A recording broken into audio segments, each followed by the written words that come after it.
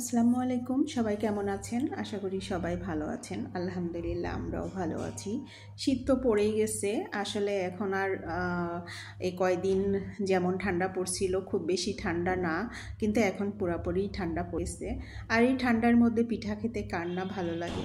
আমারও গরম গরম পিঠা খেতে ভালো লাগে। আর সেই পিঠাটা যদি হয় আমার পছন্দর কোনো জিনিস দিয়ে। অনেকে অনেক কিছু দিয়ে খায়। ঢাকার মানুষ যেরকম চাটনি, তারপর বিভিন্ন আইটেমের ভর্তা দিয়ে খাই। আমি যেহেতু যশোরের খেজুরের গুড়, ঘন যে গুড়টা হয় রস দিয়ে তৈরি, ওই গুড়টা দিয়ে খেতে খুব মজা লাগে।